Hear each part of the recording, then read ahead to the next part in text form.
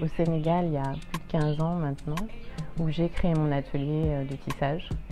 Et l'idée est vraiment de le valoriser, de pouvoir montrer tout le potentiel qu'il pouvait y avoir à travers une technique. Parce que j'ai eu un vrai coup de cœur pour cette technique. C'est une technique qu'on retrouve dans différents pays d'Afrique de l'Ouest, mais en particulier en Casamance, au Sénégal et en Guinée-Bissau.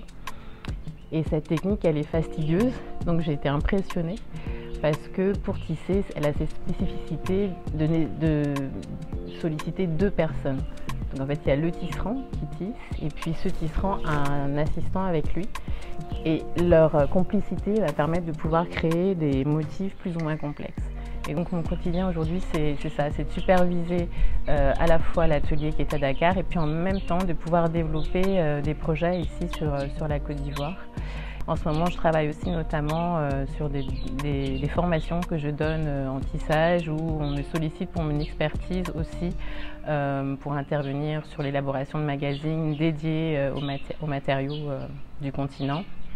Enfin, en tout cas, ce que je prends vraiment à cœur, c'est de pouvoir le transmettre de manière la plus juste, avec des termes parfois qui peuvent être techniques, mais en fait d'essayer d'orienter les créateurs avec lesquels je vais travailler, si ça peut être des stylistes par exemple avec lesquels je vais faire des collaborations, essayer vraiment de leur donner une connaissance du tissu, du tissage que je travaille en particulier, pour qu'ils puissent ensuite se l'approprier au mieux de ses capacités quand ils vont réaliser une coupe, c'est-à-dire essayer de leur donner toutes les spécificités du tissage, aussi l'histoire du tissage, parce que je pense que c'est important dans la présentation de ces savoir-faire, de pouvoir avoir connaissance aussi des symboles, parce que ce sont des techniques qui sont liées vraiment à des symboles forts au niveau spiritualité.